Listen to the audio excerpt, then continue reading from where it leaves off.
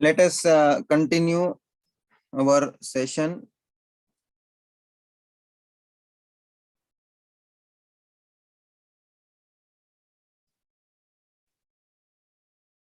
With our exercise 7.1 and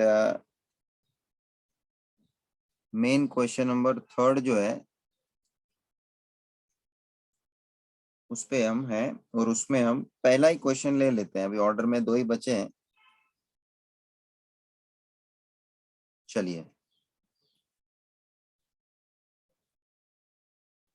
हाँ, try to understand substitution method हमने last time समझा है। इस पे कितने क्वेश्चन दिया है देख लेना और उसमें अपने को प्रैक्टिस लेना है। Even you should solve example पे फोकस करेंगे क्योंकि एक्स्ट्रा क्वेश्चन को प्रैक्टिस में लेने के लिए आपको मिलना चाहिए।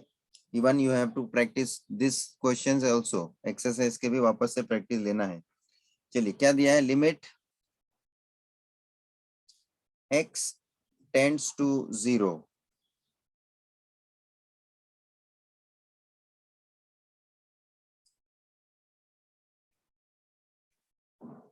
Cube root of 1 plus x minus square root of 1 plus x whole upon x। ठीक है, अभी सबसे पहले तो डायरेक्ट लिमिट लागू हो नहीं पाता है because if you can just even think for it, तो डिनोमिनेटर में ही x की जगह पे 0 आने से पूरा डिनोमिनेटर 0 हो जाने पे वो नॉट डिफाइन हो जाएगा। So one can not directly introduce और you can say directly you can't apply the limit. तो कैसे भी करके नीचे से ये x को यहाँ पे से ये जो 0 होने वाली सिचुएशन है उसमें से हमको बाहर निकलना है। So even we can think for that standard result if it is applicable. फिलहाल नहीं होता है तो आगे चल के होगा कि कैसे होगा वो बात की बात है, लेकिन एट प्रेजेंट क्या किया जाए। दूसरा एक हिसाब हम रैशनलाइजेशन का बोलते हैं, लेकिन रैशनलाइजेशन यहाँ पे इस तरह से पॉसिबल नहीं क्योंकि पहला रूट में क्यूब रूट है, दूसरा एक स्क्वायर रूट दिया है, इसलिए it is not going to be possible when this rationalisation method हम जब देखेंगे तभी उसके अंदर ये इन लोगों ने क्या है, ये एक्सरसाइज में सब क्वेश्चन नहीं दिए। रैशनलाइजेशन मैंने आगे लिखा था ना, इस सिलेबस में आपको कौन से टाइप के क्वेश्चंस देखने हैं, तो कि यहाँ पर मैंने सब एक साथ लिखाया था कि in algebraic limits you need to have some direct method के बाद फैक्टराइजेशन करना पड़ेगा, वो ऐसे भी क्वेश्चन हो सकते हैं। फिर रैशनलाइजेशन मेथड के अंदर भी आप कभी वो क्वेश्चन को इस तरह से करने का मौका मिल सकता है। So we should understand the different categories of questions and thereby ये लिमिट का जो वेराइटीज क्वेश्चन है हमको समझते जाना है। सो पहले तो मैं ये काम इससे करता हूँ कि इसका जो रूट है क्यूब रूट और स्क्वायर रूट वो ओपन कर देता हूँ। So it is going to be 1 plus x whole raise to 1 upon 3 और ये हो जाएगा 1 plus x whole raise to 1 upon 2 whole upon x। This is what we have simplified, उसका जो है क्यूब रूट और स्क्वायर रूट निकाल दिया है। अभी सब्स्टिट्यूशन जो लागू करने का बात आ भी रहा है तुम्हारे दिमाग में, तो हमको ये भी पता चलना चाहिए कि सब्स्टिट्यूशन सर किसके जगह पे यूज होना चाहिए। सो वेरी कॉमन पॉइंट यहाँ पे मेरे को बात करना है कि दोनों terms 1 plus x raise to 1 upon 3 1 plus x raise to 1 upon 2 दोनों में 1 plus x बेस सेम है, तो सर वही चेंज करेंगे। Yes. So we should take some hint. अभी ये जो मैं बोल रहा हूँ इसमें कोई ऐसा जनरली देखा नहीं जाता है कि कोई टेक्निक है, लेकिन वो टेक्निक इन द सेंस ये आपका एक बोलते हैं ना कि इंट्यूशन डेवलप होते हैं कि भाई धीरे धीरे अपने को भी सर आइडिया आना लगेगा कि किस तरह से सब्स्टिट्यूशन पॉसिबल हो पाएगा, किसको सब्स्टिट्यूट करना पड़ेगा, वो अपने को प्रैक्टिस लेने पे और ये सब ऐसे अलग अलग वेराइटी के क्वेश्चंस देखने पे भी मालूम पड़ना है। क्योंकि इसका कोई ऐसा फिक्स बात नहीं है कि ऐसा कुछ रहेगा तो ही सब्स्टिट्यूशन होगा। इसमें कहीं कहीं बहुत सारी बातें जुड़ी हुई है जिसको हम ऑब्जर्वेशन से या उसकी प्रॉपर फॉर्मुलेशन से भी पता करते हैं। तो ऐसा पहले से मैं तुमको उसका टेक्निक एकदम स्पेसिफिक नहीं बता सकता हूँ। It should be developed over a period of time. तो यहाँ पे सब्स्टिट्यूशन का हिसाब मैं लागू कर रहा हूँ। Put t is equals to 1 plus x and सीधी बात है, हमको मालूम है एज x टेंड्स टू 0 है तो कंसिडर करें x इज इक्वल्स टू 0, मतलब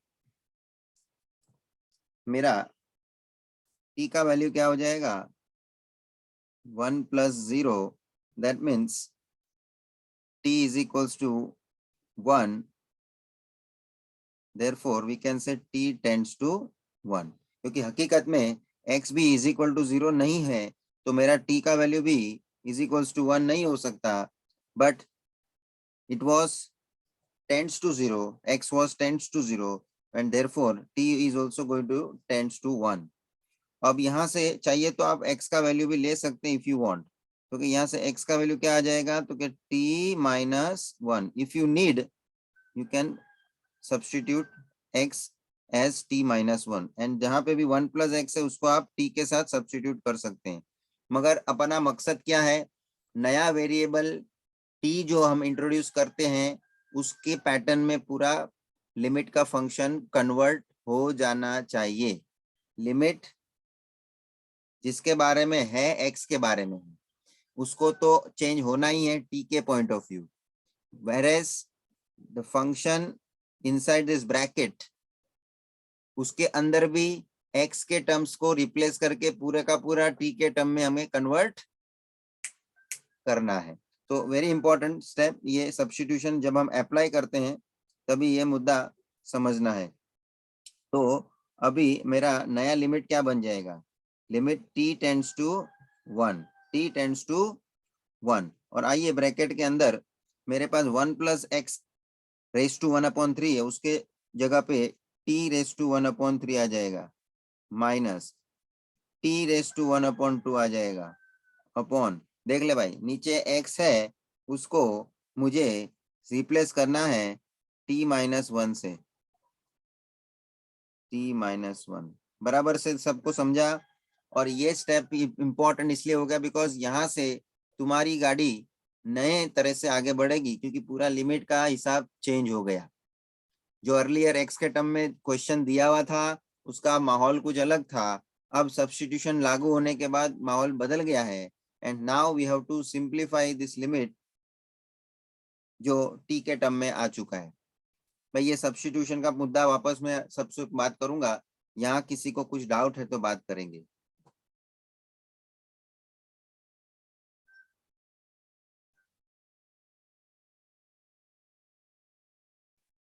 चलिए तो आगे बढ़ते हैं फिर। तो अब यहाँ पे इसको आप सोचना है क्या मेरा स्टैंडर्ड रिजल्ट, कौन सा standard result, limit x tends to a x raise to n minus a raise to n upon x minus a is equals to n नीचे आवे a raise to n minus 1। ये standard result लागू किया ना, कितनी बार किया, अब तो ये लिखते लिखते अपने को भी आदत हो जाना चाहिए, स्टैंडर्ड रिजल्ट मालूम ओरली पढ़ना चाहिए। क्या ये स्टैंडर्ड रिजल्ट इसमें लागू हो सकने वाला है क्या, तो चेक करना पड़ेगा सर। ऊपर x raise to n minus a raise to n के हिसाब से यहाँ पे मेरे पास है t raise to 1/3 and t raise to 1/2। तो क्या ये 1/3 1/2 सेम दिखता है क्या, सेम दिखता है क्या, नहीं सर, नहीं एन एन सर सेम होना चाहिए, ये मुद्दा है आपका। यहाँ एन मतलब पावर 1/3 और 1/2 सेम नहीं है तो क्या करना चाहिए, इसका आगे आपको सिंप्लीफिकेशन मालूम पड़ना चाहिए। दूसरी बात ये मतलब एक बात तो पक्की हो गई कि सर इस मुकाम पे we can not use this standard result because it is not in that form, उसके फॉर्म में वो एब्सोल्युटली नहीं है तो ये स्टैंडर्ड रिजल्ट लागू नहीं हो सकता है, ये एक बात पक्की है। तो अब स्टैंडर्ड रिजल्ट के लिए आगे मेरे को क्या करना पड़े कि मैं आगे उसको यूज कर सकूं। तो क्या सर थोड़ा बहुत सिंप्लीफिकेशन आपको सोच के आगे समझना पड़ेगा कि क्या करना चाहिए। ठीक है, देखो ये सब टेक्निक आपको पहली बार देखना मिलेगा तो आपको भी समझना है। ऐसा जरूरी नहीं कि ये पहले से हमने कुछ किया नहीं है इसलिए मालूम नहीं पड़ता है। कभी कभी ऐसा नया हम सीखते हैं कि कुछ टेक्निक मालूम पड़ता है, कुछ नया अपने को वे मालूम पड़ता है, तो वो अपने को समझते जाना है। नेक्स्ट कोई भी ऐसे क्वेश्चन में वो टेक्निक यूज फिर हम कर सकते हैं, क्योंकि ऑलरेडी क्या आता है देखा रहता है ना हमने। तो ये ऑब्जर्वेशन तुम्हारा अभी देखो करने का है। तो मैं क्या करूंगा यहाँ पे फंक्शन में t⁻⁴ जो 1/3 है उसको मैं एक टर्म इंट्रोड्यूस कर रहा हूं -1 माइनस t⁻⁴ और यहाँ इंट्रोड्यूस कर रहा हूं उसका रिवर्स इफेक्ट +1। जरा बराबर से देखना मैंने क्या किया। -1 इंट्रोड्यूस किया, उसका रिवर्स इफेक्ट +1 साथ में दे दिया। एक्चुअली स्पीकिंग -1 +1 तो क्या है, कैंसल है ना भाई, तो उसकी कोई इफेक्ट रहने वाली नहीं है। लेकिन मैंने जानबूझ के उसको इंट्रोड्यूस किया है, उसका कारण तुझे अभी पता चलेगा। तो ये करने के पीछे का सर राज क्या था, लेकिन इतना हुआ है ये पता चल रहा है, इतने में कुछ डिफिकल्टी तो बात करो। -1 और उसका रिवर्स इफेक्ट +1 ये बोले तो कैंसल होता है। मतलब जैसा मेरा उसके पहले वाला स्टेप में मैं आ चुका था ऐसा ही मेरा हो जाएगा कि नहीं। मतलब मैंने जो भी इंट्रोड्यूस किया प्रॉपर किया है, उसका रिवर्स इफेक्ट देके किया है। So this is what we have done. अभी मैं मेरे डिनोमिनेटर को मतलब कि जो 1 - t है उसको मैं स्प्लिट करूंगा। लेकिन बिफोर स्प्लिटिंग टू दैट एक और चीज मुझे ऊपर मॉडिफाई करनी है। ये आप डायरेक्ट भी कर सकते थे लेकिन मेरा पहली बार ही करने का था इसलिए मैंने शांति से करने का सोचा है।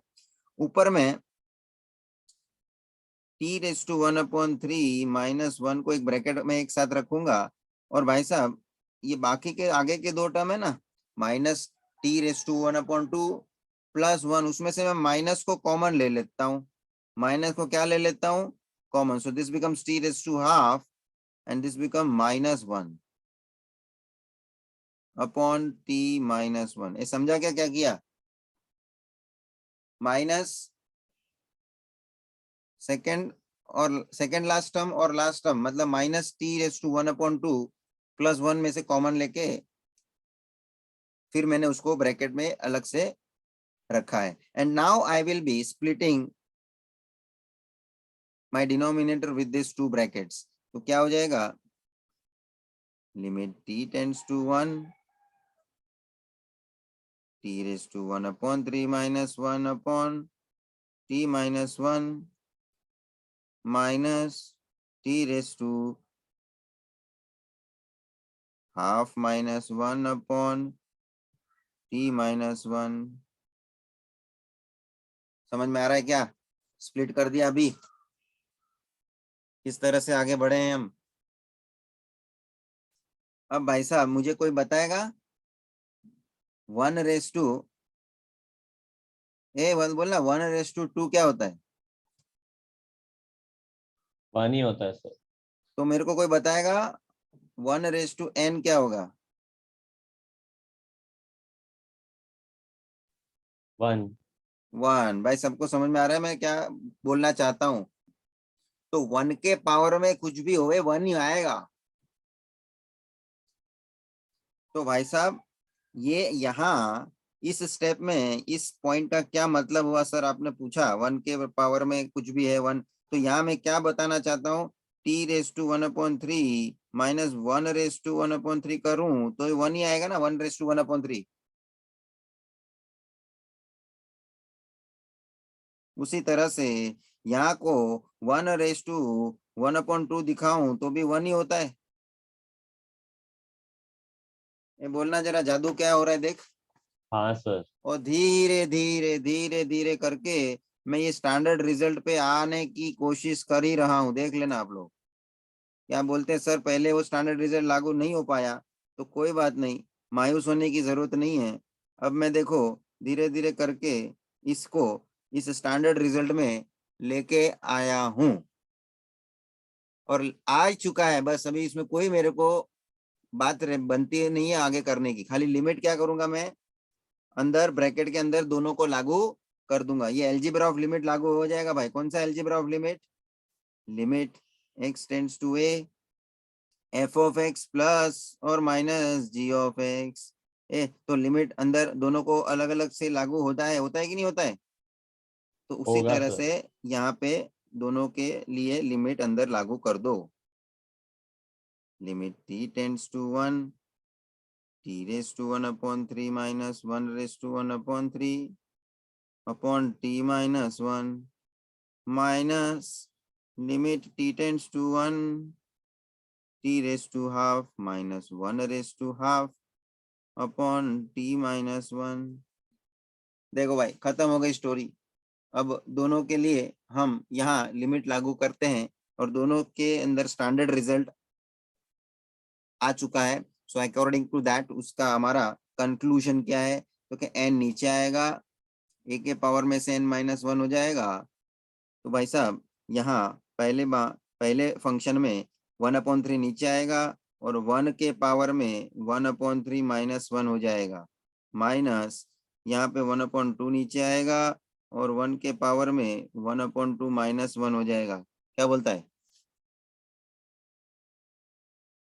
बस 1/3।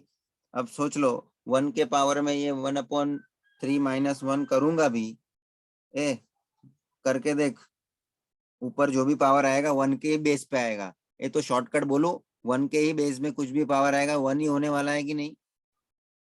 तो इसको ऊपर का कैलकुलेशन दिखा या मत दिखा बाद में कर, 1 ही लिखने का है तेरे को तो डायरेक्टली 1 ही लिखू तो भी चलेगा कि नहीं? ठीक है ना? तो 1 माइनस 3 -2/3 आ जाएगा ऊपर, माइनस 1/2 1 रेज टू ये -1/2 आ जाएगा। So 1 raise to 2 by -2/3 it is 1 only. 1 into 1/3 बाद में 1/3 आ जाएगा और यहाँ पे भी 1/2 इंटू 1 आ जाएगा। So finally 1/3 minus 1/2। Final answer देख तेरा 2 माइनस 3/6 बोले तो -1/6।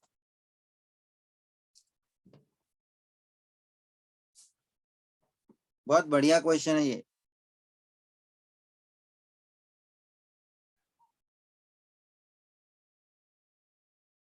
शांति से सोचने का है इसमें कि सर आपका ये स्टैंडर्ड रिजल्ट लाया है तो किस टेक्निक से आगे बढ़े हम।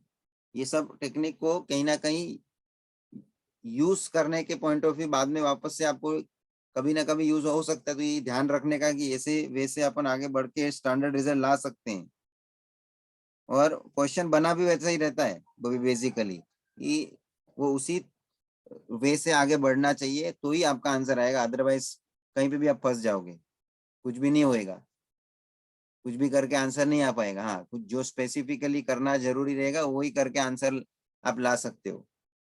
पहले तो सब्स्टिट्यूशन का मुद्दा इंपॉर्टेंट था, बाद में ये सॉल्व करने का बाद, ये सब्स्टिट्यूशन होने के बाद सॉल्व करने का ये पॉइंट भी बहुत इंपॉर्टेंट रहा। ये -1 +1 को इंट्रोड्यूस करने का ये जो स्टेप था ये बहुत इंपॉर्टेंट था और उसी से यहाँ पे पूरा पॉइंट अपना स्टैंडर्ड रिजल्ट के लिए आगे बढ़ा।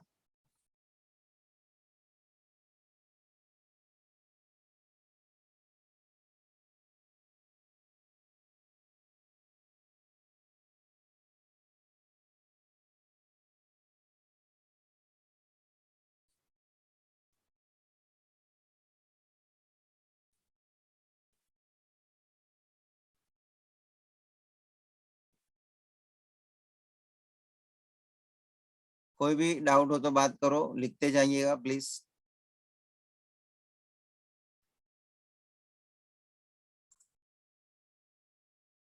चलिए let me move further with this next question. अभी एक ही क्वेश्चन रहा है,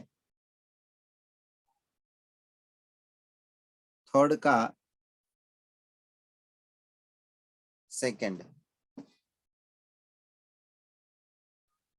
limit y tends to 1, 2y minus 2 upon cube root of 7 plus y minus 2।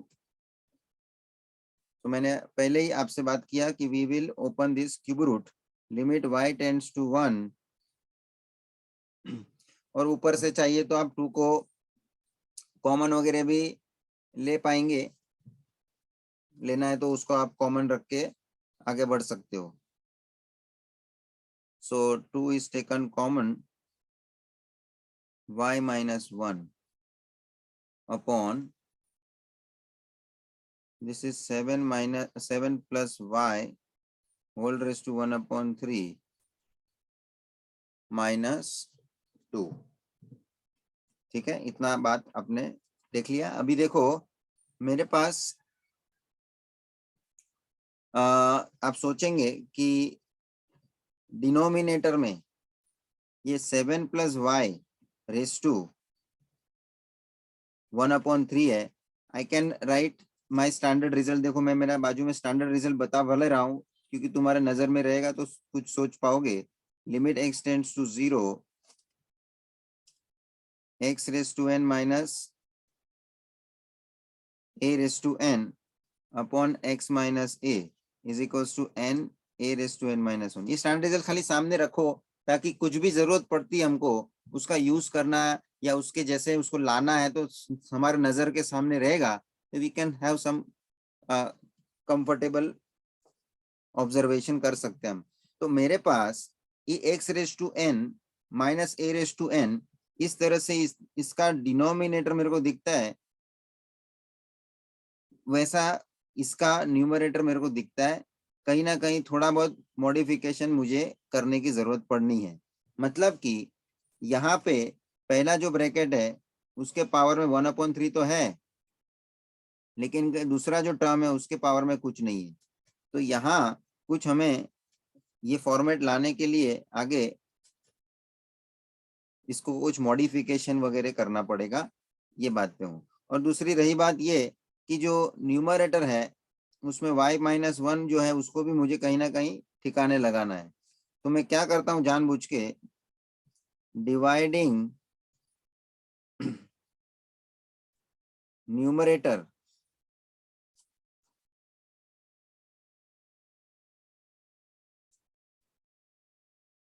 Dividing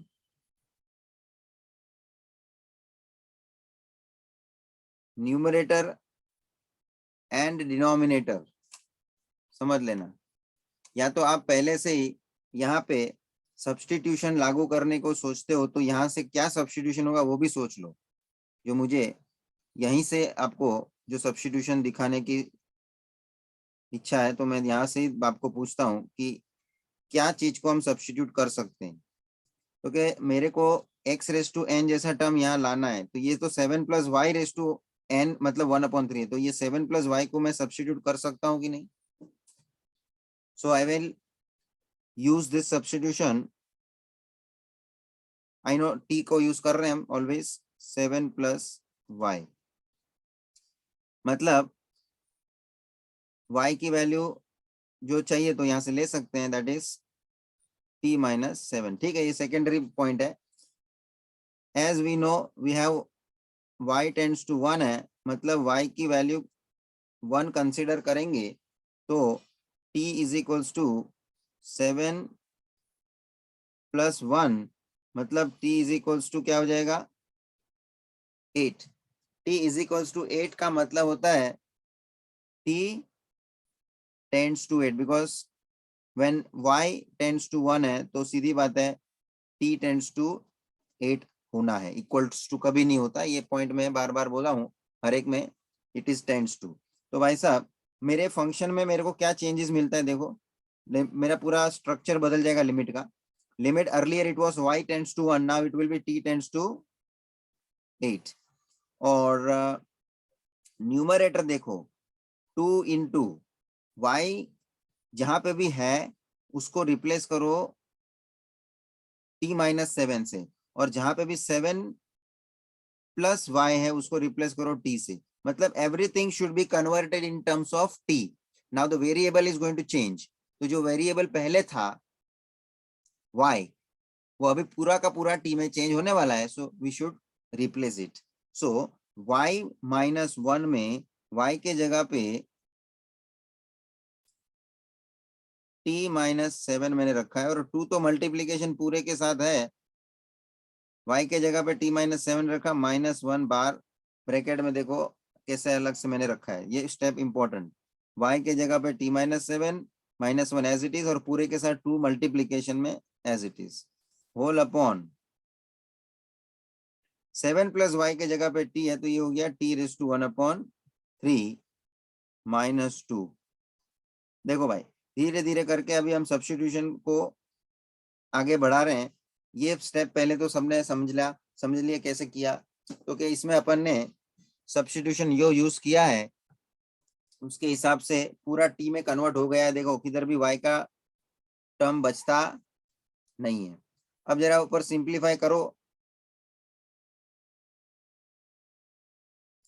तो कि ये ओपन कर देंगे ब्रैकेट तो क्या बन पाएगा, 2 तो बाहर ही रखो, t-7 -1 that is t-8 upon t⁻1/3 minus. अब देखो जरा तुम्हारा नॉलेज तुमको यहाँ लागू करना है. 2 को मैं कैसे लिख सकता हूं कि जिससे कि पावर में 1/3 ला सकूं. एंड आई मीन टू से किसका क्यूब रूट करूं कि जिसका आंसर 2 मिले. ये पावर 1/3 मतलब क्या, क्यूब रूट ना. 8 सर 8. करेक्ट है. तो ये सबको सोचने में आता है, बराबर है. किसका क्यूब रूट करूं कि आंसर 2 मिले, तो कि 8 का क्यूब रूट करो सर तो आपको आंसर 2 मिलेगा. So instead of this 2 can I right 8 1/3. 8⁻1/3. Correct. Yes 8⁻1. And similar देखो भाई t⁻1/3 था तो मुझे यहाँ -8⁻1/3 मिलना है ताकि दोनों का पावर 1/3 सेम आएगा. और जबकि दोनों का पावर सेम आएगा, याद रखो मेरे स्टैंडर्ड रिजल्ट में भी वही है. आ जाओ तो ये मेरा स्टैंडर्ड रिजल्ट में वापस लेके आया हूँ. x⁻n -a⁻n दोनों में पावर सेम है कि नहीं. x⁻n -a⁻n. तो यहीं पर आपको स्टैंडर्ड रिजल्ट का कहीं ना कहीं आगे यूज करने में इजी पड़ने वाला है. देखो जैसे कि ये अभी स्टेप आ गया t⁻1/3 -8⁻1/3. तो भाई साहब अभी देखो स्टैंडर्ड रिजल्ट में अपॉन में क्या चाहिए एक्स्ट्रा, x माइनस a. वैसे यहाँ क्या चाहिए रहेगा आपको,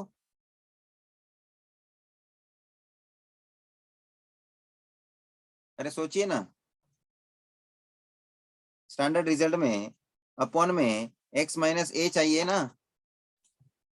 तो यहाँ पे t⁻1/3 -8⁻1/3 है तो अपॉन में क्या चाहिए, t-8. t-8. Very good.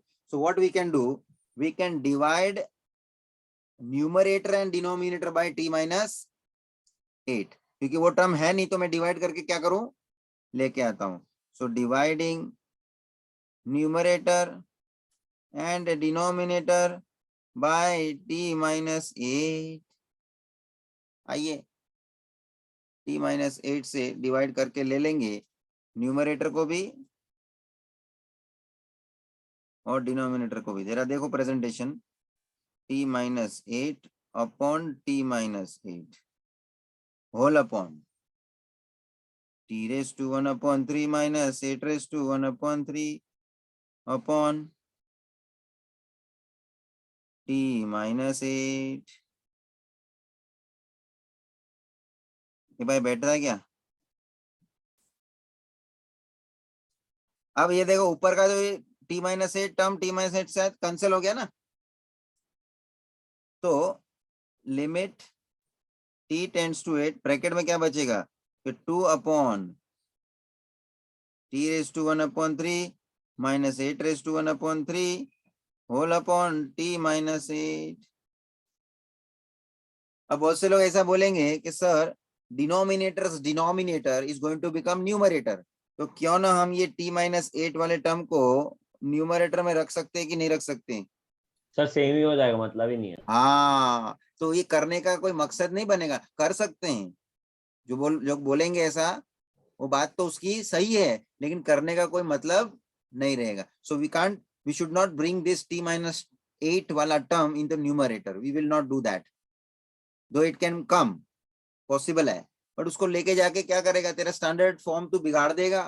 तेरे को जो स्टैंडर्ड रिजल्ट लाना है, जो तेरा स्टैंडर्ड रिजल्ट चलता है, limit x tends to a x raise to n minus a raise to n upon x minus a, n नीचे आए a raise to n minus 1। कब से मैं स्टैंडर्ड रिजल्ट का हिसाब तुम्हारे सामने रखते जा रहा हूँ, तो ये जो स्टैंडर्ड रिजल्ट लाने की मेरी ख्वाहिश थी वो यहाँ पूरी हो चुकी है, तो उसको क्यों बिगाड़ने का?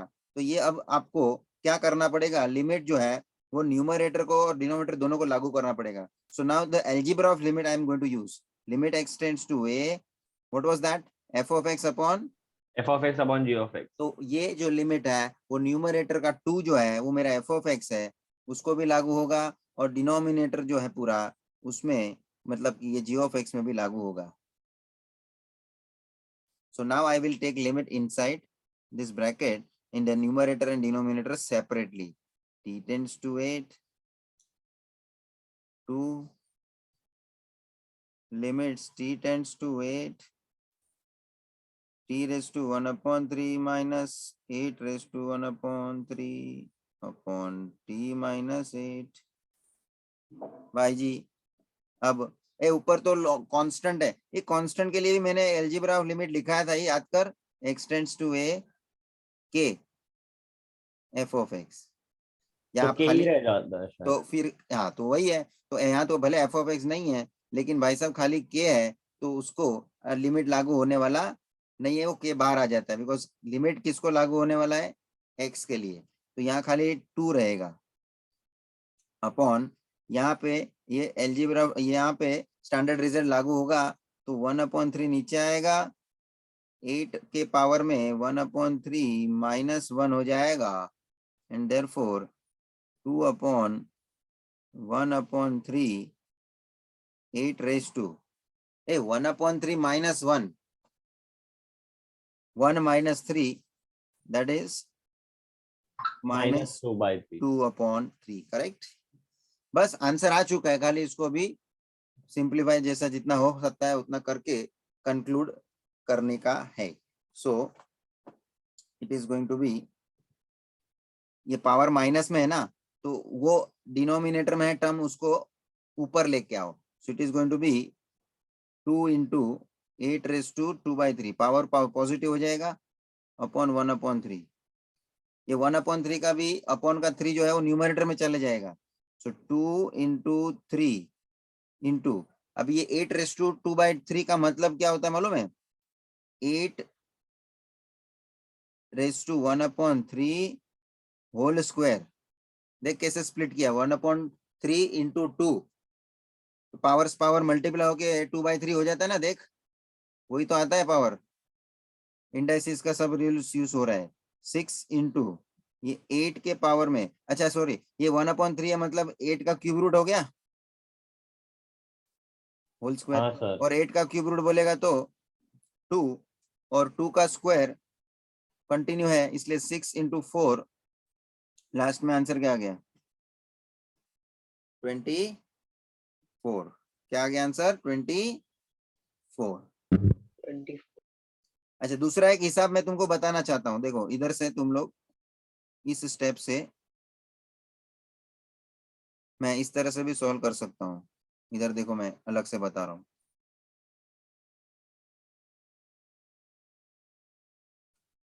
2 इंटू 8 को मैं लिखता हूँ 2 क्यूब, 8 को मैं लिखता हूँ 2 क्यूब, और रेस टू में 2/3 तो है ही, ये समझा क्या कर रहा हूँ, और अब देखो पावर से पावर मल्टीप्लाई होता है, तो 2 रेस टू 3 इंटू 2/3 और ये 1/3 का नीचे भी ये नीचे आ जाएगा 3 और न्यूमरेटर में आ जाएगा 3। अब देखो 3 3 कैंसिल है पावर में, देख तो बचा गया 2 इंटू 2 स्क्वायर इंटू 3, तो ये हो जाएगा 2 इंटू 4 इंटू 3, बाद में अभी आ गया 24। वे समझा क्या? जैसे करना चाहिए कर सकते हैं, ऐसा कर सकते हैं, मतलब everything is valid indices rule के अंडर है और आंसर वही आना चाहिए, ऐसा है। तो कोई भी टेक्निक से करो। ये सिंप्लीफिकेशन की एक बात हो गई, लेकिन मेन मुद्दा तुम्हारा क्वेश्चन का जो था हाउ वी हैव सॉल्व्ड वो इंपॉर्टेंट था।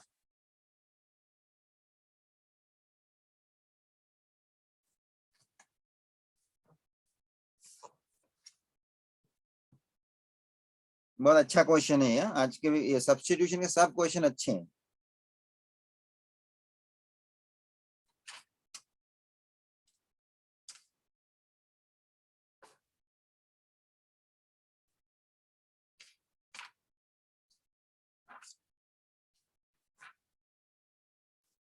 टेक डाउन जिसका भी आगे बाकी है लिखते जाइए प्लीज।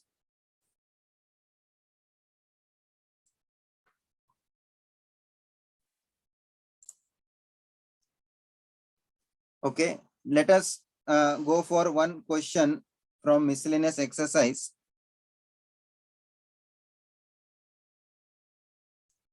Question second का सेकंड, इसमें शायद आपके टेक्स्ट बुक में जो प्रिंट नहीं है तो इसमें एक करेक्शन है। जूने टेक्स्ट बुक में हमारे यहाँ पे प्रिंटिंग में प्रॉब्लम था, इसलिए ये बात मैं शेयर कर देता हूँ। बाकी नए टेक्स्ट बुक में जो उन्होंने करके दिया होगा तो I don't know. The question I am writing as limit x tends to 0, x tends to 0। किसी में पहले में ये ना टेंड्स टू 0 नहीं दिया था, मतलब कुछ दूसरा वैल्यू दिया था, तो you make it tends to 0 if it is not there. 1 plus x raise to n minus 1 upon x, ये आपको क्वेश्चन दिया है। नाउ ये क्वेश्चन में भी डायरेक्ट लिमिट जब आप लागू करके देखोगे भी ना तो नहीं पॉसिबल, इसलिए होना है क्योंकि नीचे डिनोमिनेटर में 0 आएगा। डिनोमिनेटर 0 हो जाना है, so we can't use directly, we can't apply direct limit. So यहाँ पे एक सोच ये आ जाती है कि जो स्टैंडर्ड रिजल्ट यूज करना हो, that is limit x tends to a x raise to n minus a raise to n upon x minus a। तो मेरे पास जरूरी है कि ये 1 प्लस x है जो उसके पावर में जो ये n का मतलब कोई नंबर है वो रिप्लेस होके आपको सब्स्टिट्यूट लेना पड़ेगा। तो भाई साहब दूसरी भी बात ये पता चलती है कि x टेंड्स टू 0 नहीं होना चाहिए। कभी भी कोई x की वैल्यू टेंड्स टू है तो कोई कांस्टेंट नॉन जीरो वैल्यू होती है, तो ये भी एक आपको हिंट पता चलता है। और इसी वजह से यहाँ पे put t is equals to 1 plus x। तो सब्स्टिट्यूशन धीरे धीरे धीरे धीरे तुमको खुद को भी पहचानने में आना चाहिए कि किसको सब्स्टिट्यूट करना जरूरी रहेगा। So as we have this x tends to 0, therefore x is equals to 0, therefore t is equals to 1 plus 0, therefore t is equals to 1, therefore t tends to 1, and therefore ऊपर आपने को x का value भी चाहिए तो x का value आप ले सकते हो, x is equal to t minus 1। अब जिसकी भी जरूरत है अपन यूज करके सब्स्टिट्यूट करना है, so start substituting now। लिमिट becomes t tends to 1। Function में भी t में चेंजेस आएगा, सब कुछ t के टर्म में चला जाएगा। सो 1 प्लस x की जगह पे आएगा t raise to n minus 1 अपने जगह पे एज इट इज। जरा फास्ट जाने की कोशिश करता हूँ, 1 को खाली 1 नहीं रखता हूँ, 1 रेज टू क्या लिखूं?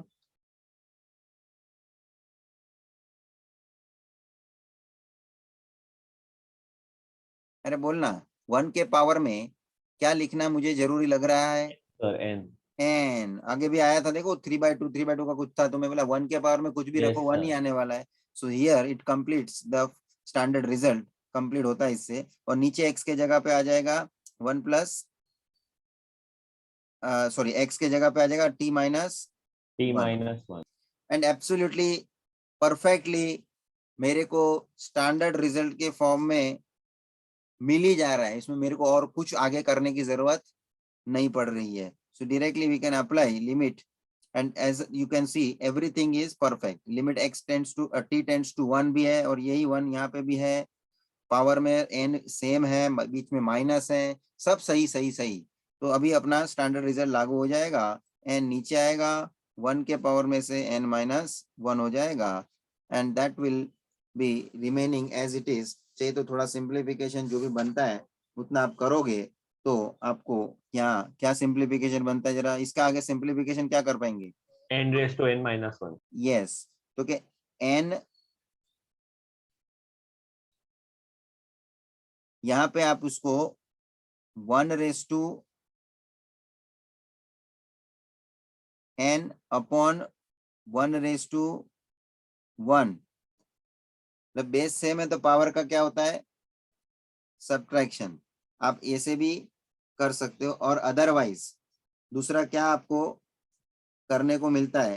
तो क्या सीधी बात है सर, ये करो नहीं करो, ये करके भी तुम्हारा आंसर जो आने वाला है मैं इससे डायरेक्ट आंसर भी लाके आपको बताऊंगा कैसे. अंडरस्टैंडिंग भी क्लियर होनी चाहिए उसके लिए. डायरेक्ट आंसर लाने के लिए पहले तो मैंने जो किया है उसके आधार पे 1 रेस टू n बोलेगा तो, और नीचे 1 रेस टू बोलेगा तो, हाँ तो n इंटू 1 अपॉन 1 मतलब n ही है, तो फाइनल आंसर n आएगा. अब मैं यहाँ से डायरेक्ट आंसर कैसे ढूंढ रहा हूँ देख ले. ये 1 के पावर में कुछ भी हो 1 ही आएगा बोला था ना. तो Yes, sir. n raise to 1 करके आंसर 1, तो ऐसे भी जा सकते हो. यहाँ मैंने इंडाइसिस रूल से स्प्लिट किया. n, Sir, n into 1 is equals to n, 1 नहीं. हाँ n सॉरी यहाँ पे n लिखने का ना, बराबर है. तो कैसा भी जाओ आंसर सही आपका आना चाहिए. दोनों रास्ते अपने लॉजिकली परफेक्ट है. सो ये अच्छा क्वेश्चन छोटा था, एक सिंपली एक सब्स्टिट्यूशन को अच्छे से समझने के लिए ये क्वेश्चन पहले भी मैं ले सका होता तो अच्छा था. बाकी आगे इसके उससे इससे और हमने तगड़े तगड़े क्वेश्चन देख ही लिए हैं. एक्सरसाइज में सब अच्छे क्वेश्चन है and I would insist you to solve in homework. Miscellaneous के मेन क्वेश्चन जो है फर्स्ट, मिसलेनियस एक्सरसाइज का फर्स्ट का एक ही क्वेश्चन है, फर्स्ट का एक ही क्वेश्चन है और फर्स्ट का फर्स्ट एंड सेकंड का फर्स्ट था बोला. हाँ सेकंड, फर्स्ट का फर्स्ट मतलब फर्स्ट ही अकेला ही दिया है तो, और सेकंड का फर्स्ट. परफेक्ट. ये दो क्वेश्चन ले ले होमवर्क के लिए, प्रैक्टिस करो और साथ में सॉल्व एग्जाम्पल भी करने की इच्छा करने का. अपने को समय जितना अच्छा यूज करने मिलता है अपने को प्रोग्रेसिवली आगे बढ़ने का, क्योंकि एक चैप्टर में प्रैक्टिस अपने को ज्यादा चाहिए क्योंकि इसमें से अपने को आगे लिमिट का यूज आगे के टॉपिक वगैरह में भी देखना है. ठीक है, कंटिन्यूटी वगैरह जो टॉपिक आएगा उसमें भी लिमिट्स का इस्तेमाल है. लिमिट का इस्तेमाल डेरिवेटिव डिफरेंशिएशन जो पार्ट आगे का भी टॉपिक है उसमें भी फर्स्ट पार्ट ऐसा है जिसमें थोड़ा लिमिट का इस्तेमाल करना है. फाइन, तो ये आपको मैंने होमवर्क दिया. कोई भी किसमें डाउट हो तो बात करो और नेक्स्ट लेक्चर हम इसको कंटिन्यू करेंगे. Most probably we can take next concept. जो ये एक्सरसाइज तो हमारा खत्म हो गया है, we will start with the second exercise क्योंकि वो भी एल्जेब्रिक के नेचर का ही है. उसमें मुझे ज्यादा कोई थियोरी पार्ट दिखाना नहीं है. We can immediately start the questions. Fine. So here I am ending my session.